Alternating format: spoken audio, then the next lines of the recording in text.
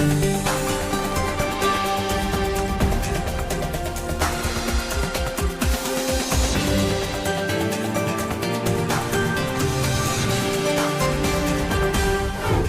today's World Insight, the first Golden Panda International Cultural Forum takes place in Chengdu.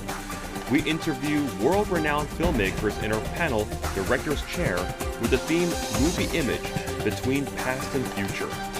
Our guests include Chinese film director Wu Ershan, Oscar-winning visual effects supervisor Douglas Hans Smith, Oscar-winning documentary filmmaker Malcolm Clark, film director and producer Rob Minkoff, Secretary General of the Musicians Federation of India Kishore Jawade, and President of the Light Chaser Animation Studios Yu Zhou.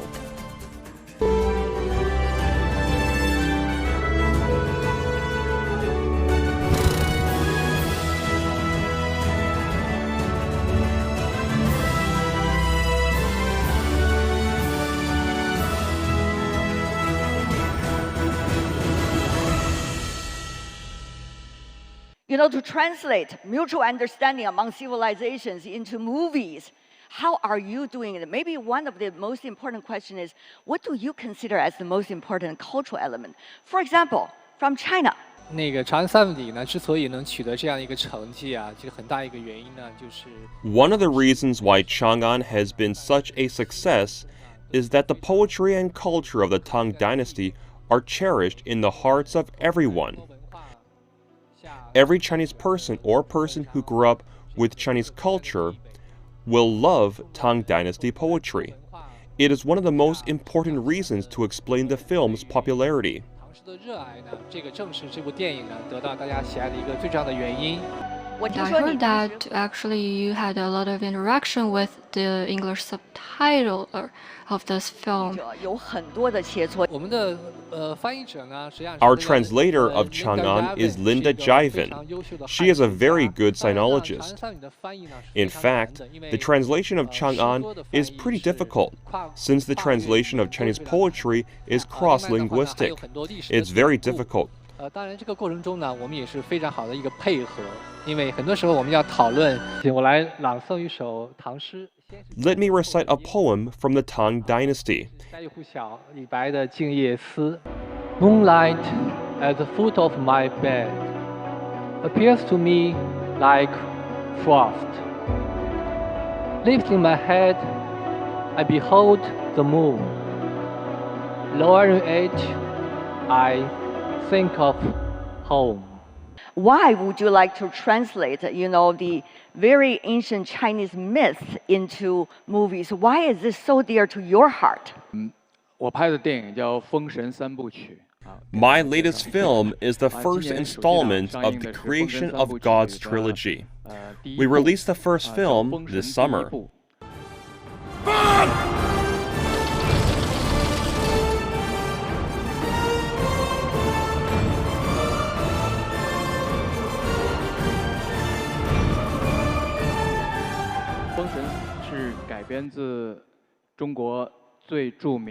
Our trilogy is adapted from one of the most famous novels called Feng Shen Yan Yi. It is also adapted from a painting collection from the Song and Yuan dynasties. It was a childhood dream of mine to adapt this story into film, because every Chinese person has heard of this myth and legend, and everyone has their own image of the world of Feng Shen. Therefore, as a modern-era filmmaker, I want to interpret this myth of ancient China through the most advanced filmmaking technologies. 我特别希望能够用当代电影的方式，用最现代的电影技术去重新阐释这个经典神话，因为这个神话里面既有中国的悠久的历史。And actually, the story is a combination of stories based on reality, with some legends and myths created by our ancestors mixed in. There is a rich treasure trove of content that we can explore. It embodies a lot of emotions and meanings for the Chinese civilization. Therefore, I think for a filmmaker, making an epic film is a dream come true. 中国的神话史诗电影是作为一个电影导演的一个梦想。Malcolm, I think you are choosing very ordinary people's life in China as the most important cultural element of China to present it to the rest of the world.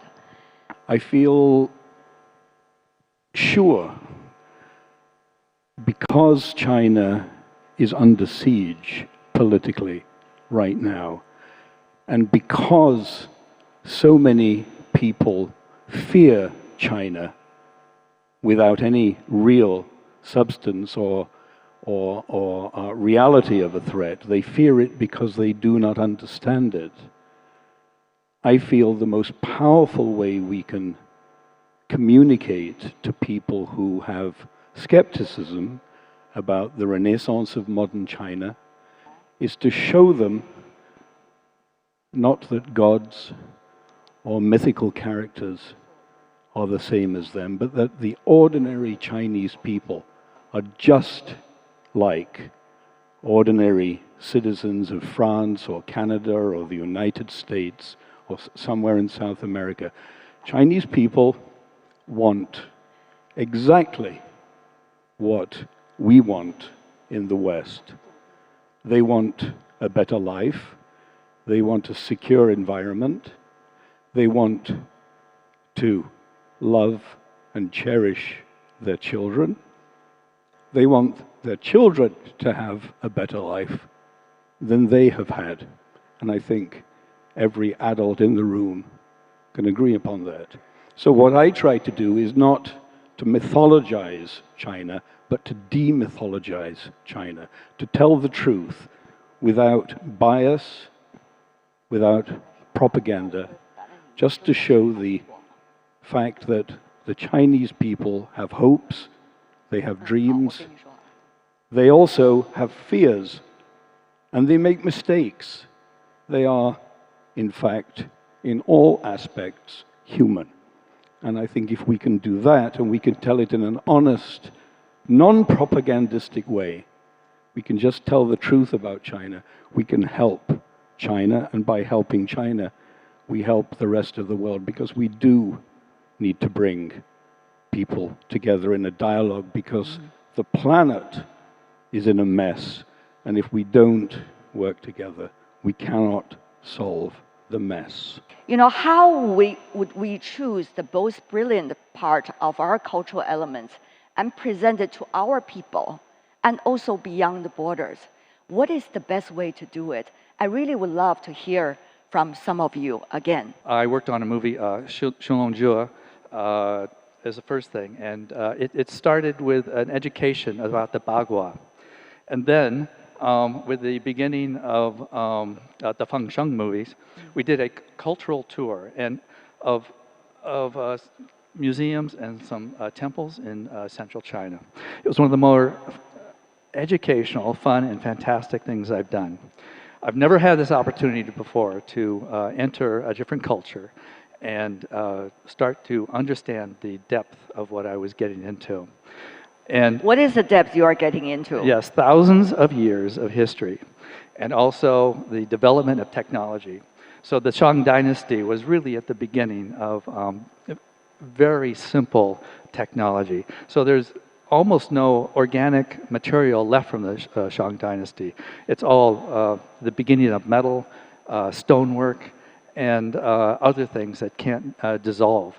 And to understand how where Chang was going to tell this story was a journey for me, and it is reflected in the whole creative process of the movie, because he took a crew with him, the art department.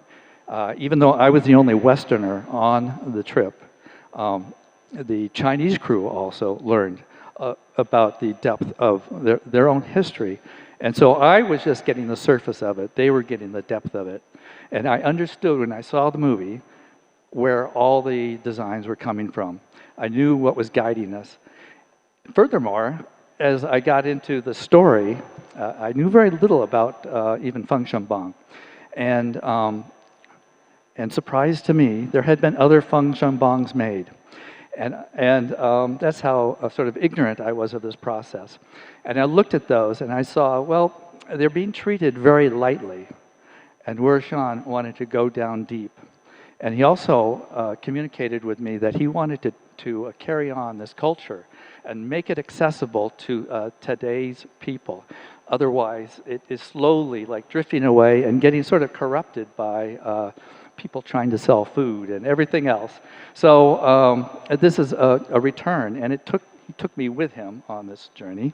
And also, let me go to Mr. Javad from India. Mr. Javad, you are not only doing movies, but also music as well. Well, many here in China, we know Bollywood and also a lot of wonderful music from India. How do you see the most important cultural elements in your culture and also in that of China's, as the two cultures are very much linked? Both countries have the rich culture heritage. The countries have the great culture history. The Chinese instruments like the pipa are the home plugs for the Indian instrument, also instruments like the duklumar. Duklumar sound similar for the Indian santur. Iru, another instrument, the similar to Indian violin.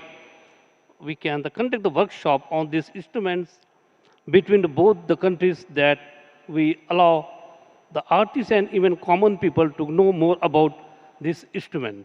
From the 2012, we have been engaged to organize India-China Silk Road Music Concert, China-India Silk Road Music Festival, and China-India Silk Road Music Concert. This will allow the musicians of both the countries to reach the more audience. I know that you have a lot to share in terms of music with all of us. आँखें खुली हुआ हो बन दीदार उनका होता है कैसे कहूँ मैं वो यारा ये प्यार कैसे होता है आँखें खुली हुआ हो बन दीदार उनका होता है. All right. Thank you so much, sir. Thank you.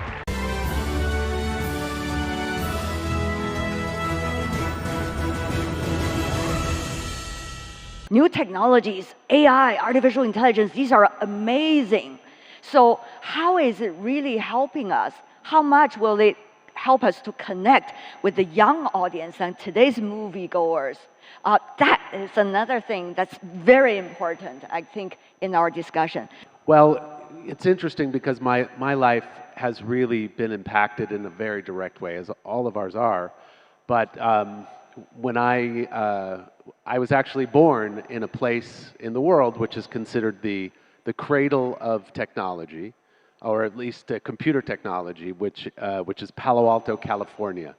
I'm sure some of you, or many of you, know it as Silicon Valley.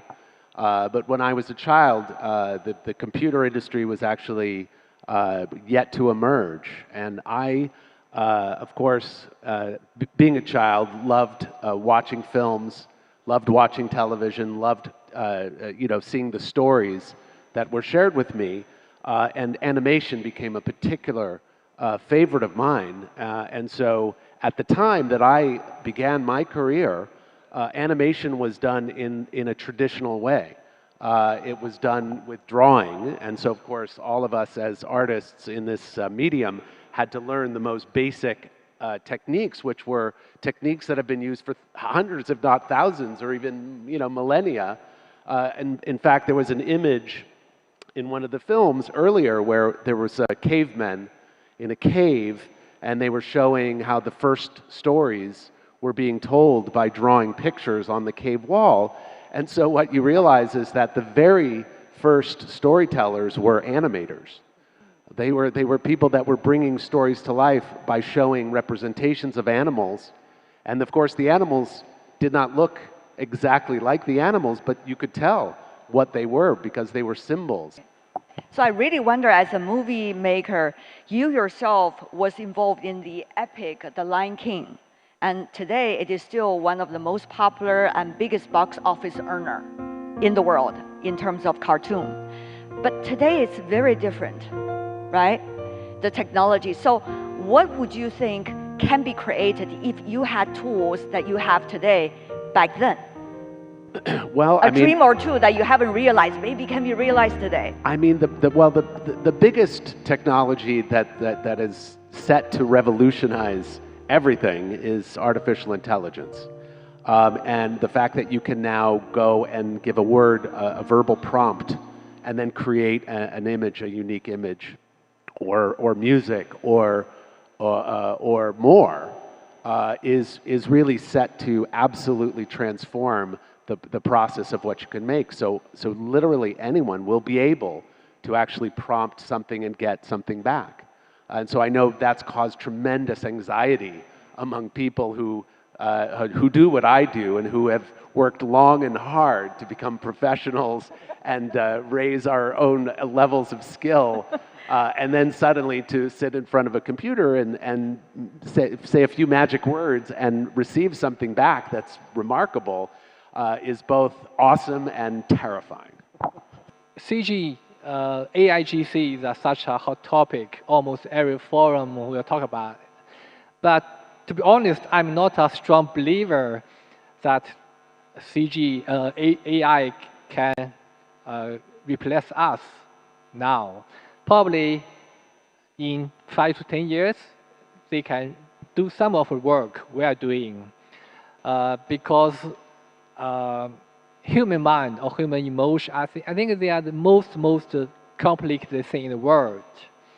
And also, at the same time, we are changing. Different generation, different values. We have something in common, which is lasting, like love, courage, love for country, for family, integrity. This all will not change. And also, a story repeats. If we can, like Life King, the story of Shakespeare, and so many stories, but storytelling can always be different.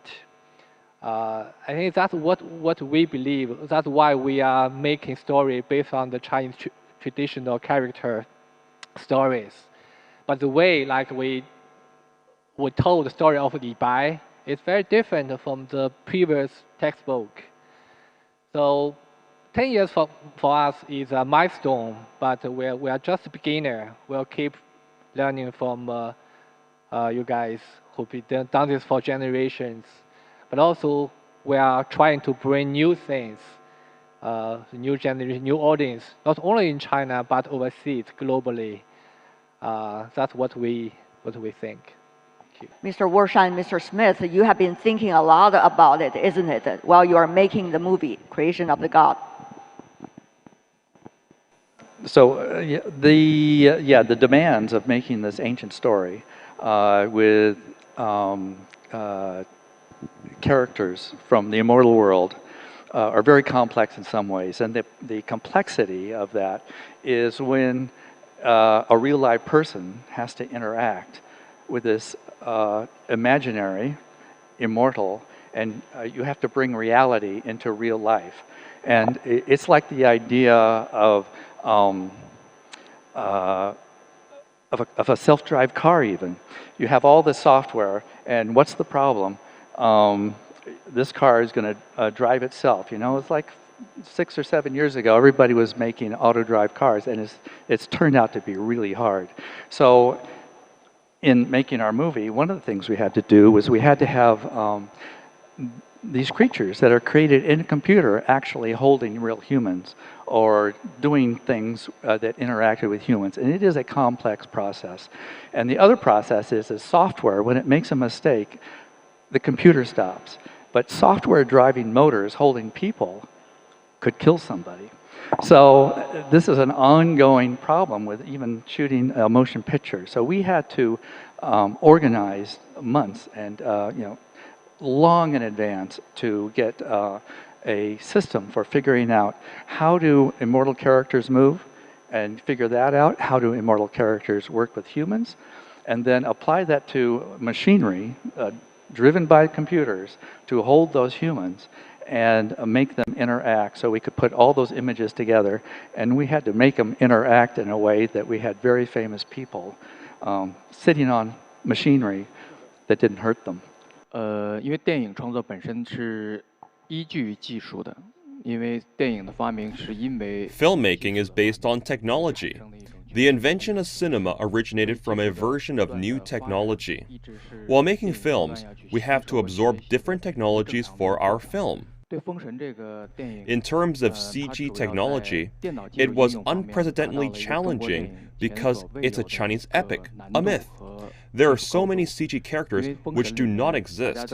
In reality, for example, Lei Zhenzi and Mo Qilin and Tao Tie, a lot of ancient Chinese creatures, we have to rely on CG technology. And those characters will interact with our actors. This is really challenging. It's more difficult than virtual productions or blue or green screens. It's even more difficult. This time with Mr. Smith, we need to figure out that we need to create those CG characters with Chinese characteristics. I invited Douglas to visit Chinese temples and museums, and we found elements that we can adapt into our story from Yinshang, which are ink paintings from the Yuan and Ming dynasties. These serve as the inspiration and foundation for CG characters in our film. At the same time, Chinese elements are more decorative. So if we want to merge these developments into our CG technology, we have to be innovative. For example, Mo Qilin and Lei Zhenzi, they look really wonderful on paper. However, if we materialize them in CG characters, then we have to make more changes and they have to interact with actors. So they cannot look more cartoonish. We have to adapt a very strict science and logic to create these characters. And most of the members of the art department are from the US and Canada. So we need to talk to them. We need to help them understand the traditional Chinese culture. For example, what are the eating habits of these creatures? Which species do they belong to? Like Mo Qilin, we have a lot of images for Qilin, but for Douglas, it's a very strange creature. It has a lion's head, but with scales on its body. It has cow's feet. So it's very strange to Westerners. But for Chinese people, we don't need exposition.